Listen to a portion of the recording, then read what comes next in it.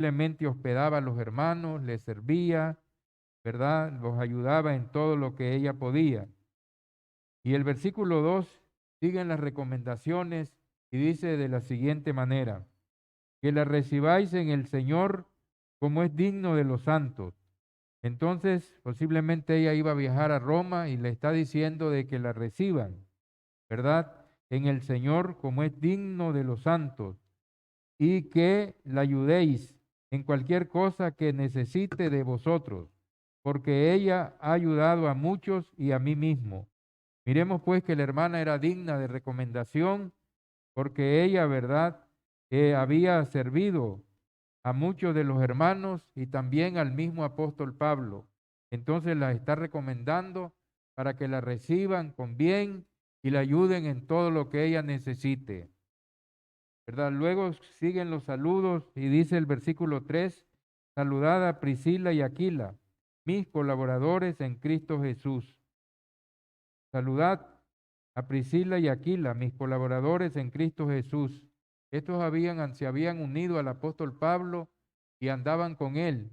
Y como eran del mismo oficio de hacer tiendas, o sea, casa de campaña, se habían asociado con el apóstol y lo habían acompañado en muchas ciudades y en muchos peligros que había pasado el apóstol Pablo.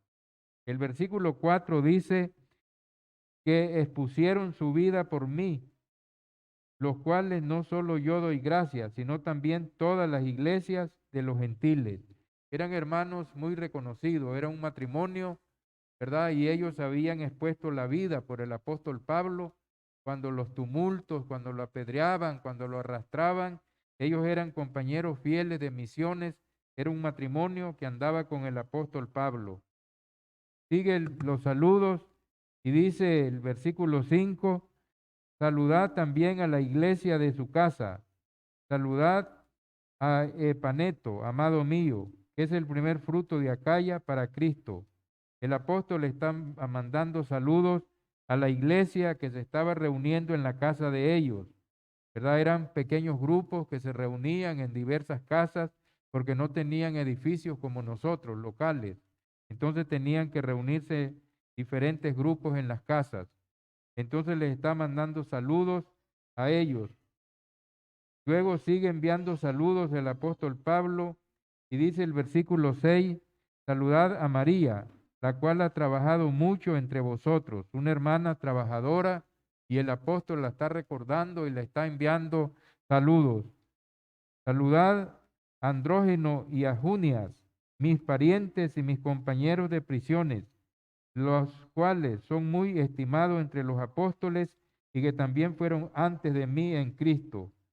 Miremos pues que están enviando saludos a Andrónico y a Junias, que eran parientes y eran compañeros de prisiones. Es decir, que lo visitaban cuando él estaba prisionero, ¿verdad? Estuvo allá en Éfeso prisionero, en Cesarea, y entonces les está enviando muchos saludos, y estas personas dice que eran muy estimados entre los apóstoles y que fueron, dice, antes que mí en Cristo Jesús. Quiere decir que ya hacía rato que se habían bautizado y el apóstol les tiene mucho cariño, mucha consideración y les manda saludos. Saludad a Amplias, amado, saludad a Amplias, amado mío en el Señor. Saludad a Urbano, nuestro colaborador en Cristo Jesús, y a Estaquis, amado mío. Y está una serie de hermanos que él les está enviando saludos, ¿verdad? Que se encuentran en la ciudad de Roma y él está desde la ciudad de Corinto, ¿verdad? Está enviando esta carta y está acordándose de todos estos hermanos que de alguna manera se han relacionado con el apóstol Pablo. Saludad a Apeles, aprobado en Cristo. Saludad a los de la casa de Aristóbulo. Y siguen los saludos. Dice: saludad a Herodión, mi pariente. Saludad a los de la casa de Narciso, los cuales están en el Señor.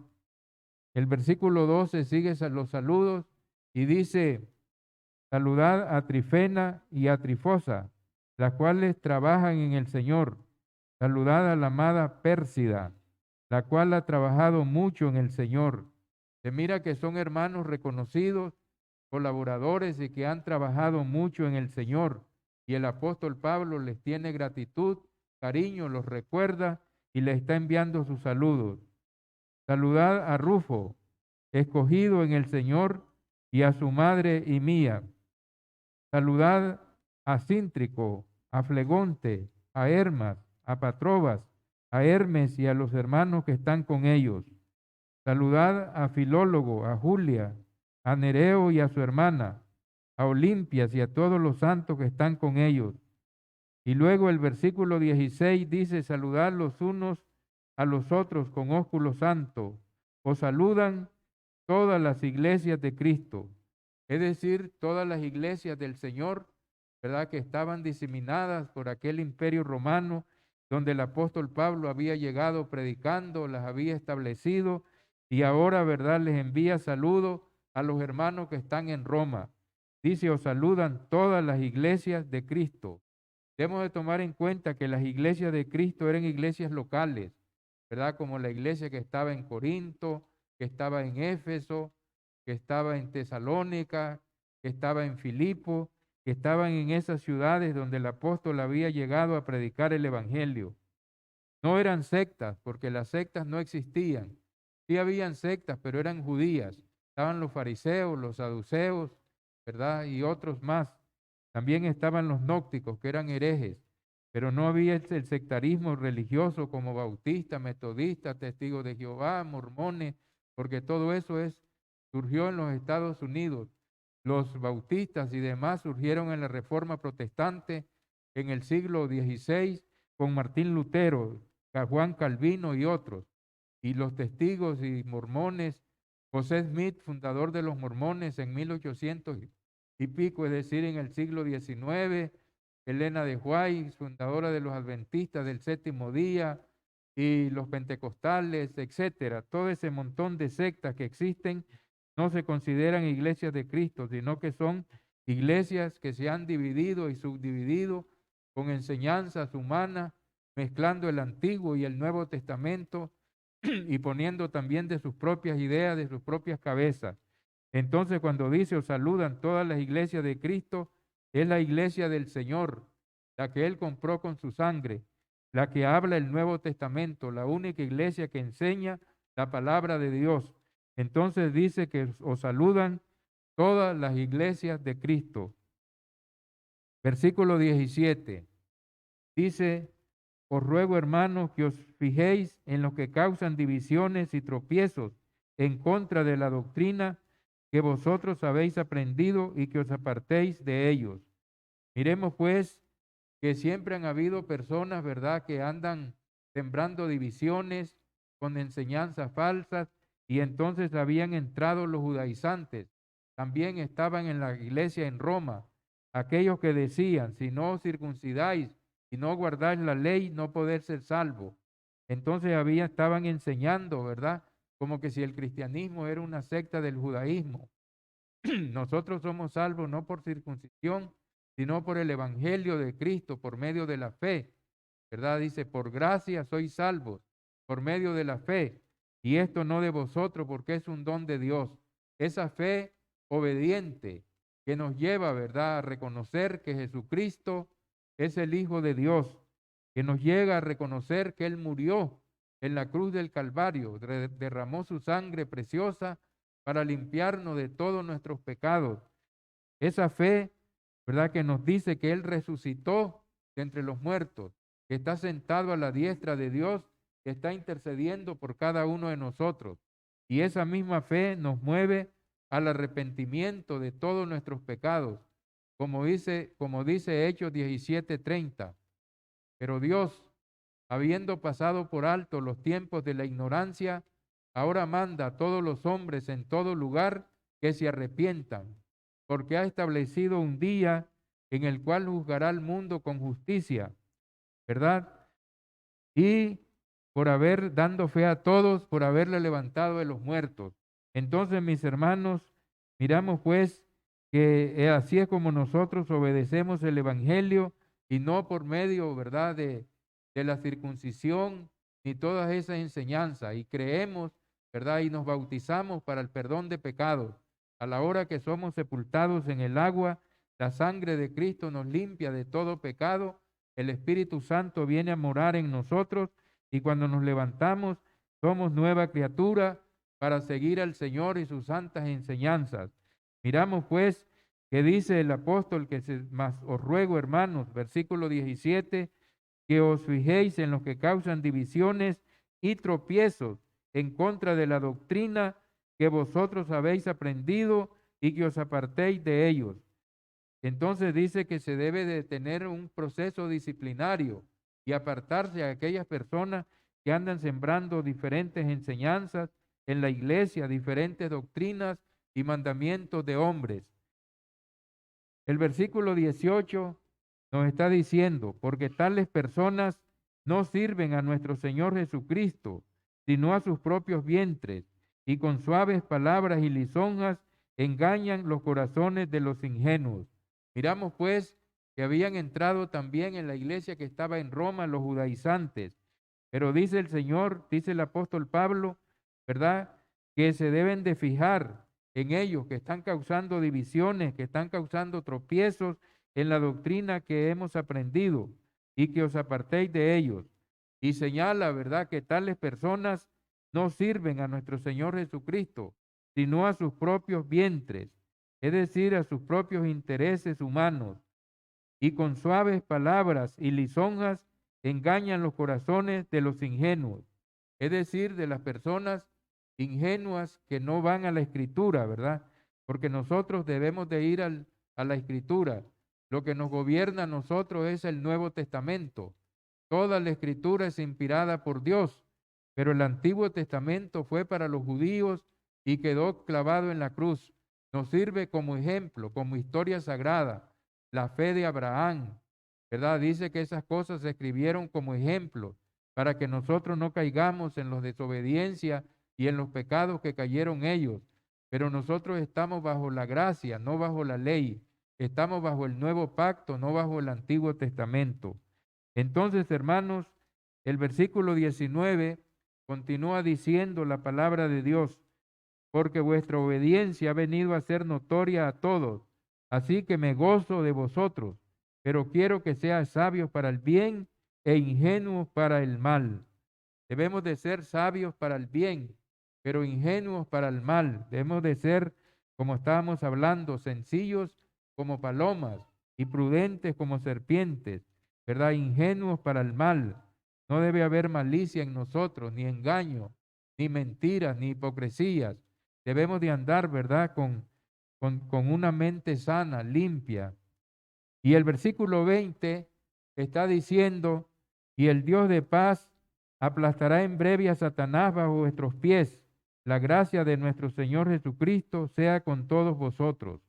Miremos entonces que nosotros tenemos un enemigo donde dice el apóstol Pedro que debemos de ser sobrio y velad, porque el diablo anda, dice, como león rugiente alrededor buscando a quien devorar, por lo cual debemos resistirle en la fe. Pero aquí hay una promesa y esta promesa es para cada uno de nosotros. Y dice que el Dios de paz aplastará en breve a Satanás bajo vuestros pies. Miramos pues de que es un enemigo que ya está derrotado, que ya está vencido, ya lo venció el Señor Jesucristo en la cruz del Calvario y nosotros lo podemos vencer porque dice, someteos a Dios, resistid al diablo y huirá de vosotros. Y el Dios de paz aplastará en breve a Satanás bajo vuestros pies. La gracia de nuestro Señor Jesucristo sea con vosotros. Luego continúan los saludos, ¿verdad? Que está mandando el apóstol ya para finalizar la carta. Dice, os saluda Timoteo, mi colaborador. Miramos pues que Timoteo era un joven que lo había llevado Pablo con él, ¿verdad? Y era compañero de milicia y lo estimaba como a un hijo. Entonces dice, os saluda Timoteo, mi colaborador, y Lucio, Jasón y Sosípater, mis parientes. Y luego, ¿verdad? Está también el amanuense, el que ocupó Pablo de secretario para que escribiera la epístola, que se llama Tercio. Dice, yo Tercio, que escribí la epístola, os saludo en el Señor. Él fue el secretario que ocupó el inspirado apóstol Pablo para dictarle, ¿verdad?, esta hermosa carta. Y él la escribió con su puño y letra, pero el que la dictó, el que la dio, fue el apóstol Pablo, inspirado por Dios por medio del Espíritu Santo. El versículo 23 dice lo siguiente: os saluda Gayo, hospedador mío y de toda la iglesia. Os saluda Erasto, tesorero de la ciudad, y el hermano Cuarto. Estos eran de la ciudad de Corinto, hermanos prominentes que estaban también en la iglesia, y les manda saludos, ¿verdad?, a los que estaban en Roma. Y el versículo 24 continúa, ¿verdad?, el saludo de la gracia de nuestro Señor Jesucristo sea con todos vosotros. Amén.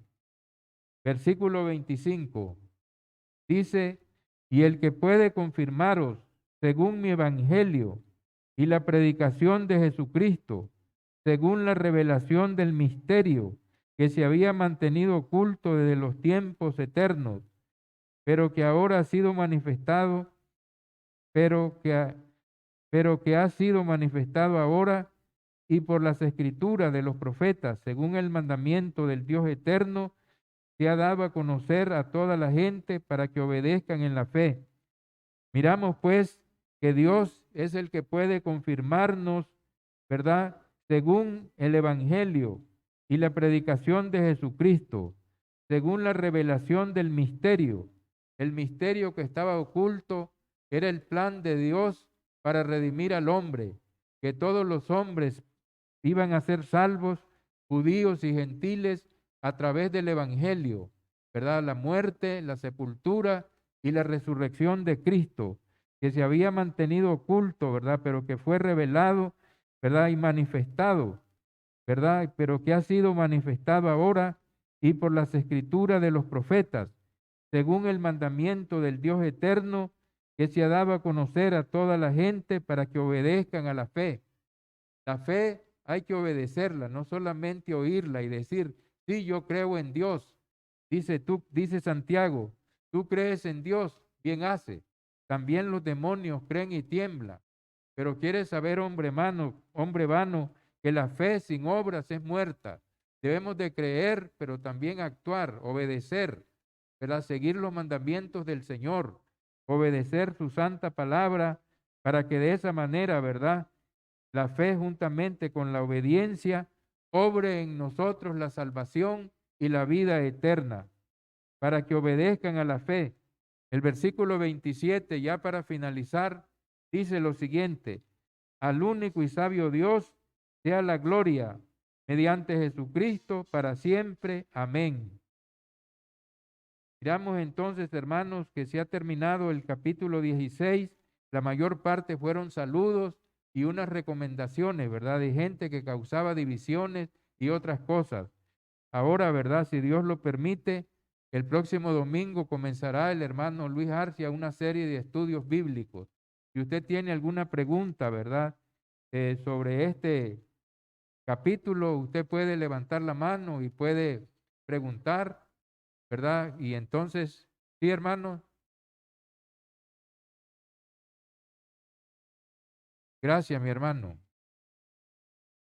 Hermano Luis Arcia, ¿tiene algún comentario, alguna pregunta sobre este capítulo? Amén, excelente, porque lo miro como algo complementario a lo que estuvimos hablando acerca de los lobos, porque es interesante, porque la palabra allí nos dice en Romanos 16 de que nosotros tenemos que fijarnos. Mire qué poderoso esa parte. Fijarnos a las personas que con esa falsa doctrina o con cualquier otra cosa que genera esa división. Y sabemos que la división la hacen los lobos rapaces que destruyen al rebaño. Entonces, por un lado, tenemos que tener esa astucia, esa prudencia, esa sencillez, esa inofensividad. Y también, como la palabra también nos añade más, porque la palabra de Dios es toda, ¿verdad? La palabra, la suma de la palabra es la verdad. También fijarse. No hay que tener el prejuicio, como imaginarse algo que yo no sé, o sin base juzgar al hermano. o sin base juzgar al hermano, sino que cuando ya hay hechos, como lo dice Romano, fijarse, cuando ya hay obras y hechos, entonces no, tenemos que fijarnos y seguir el proceso de disciplina porque no se puede permitir esa destrucción de la iglesia, efectivamente. Entonces, eso fue poderoso. Muy bien, muchas gracias a todos y que Dios nos continúe bendiciendo y ayudándonos en todo.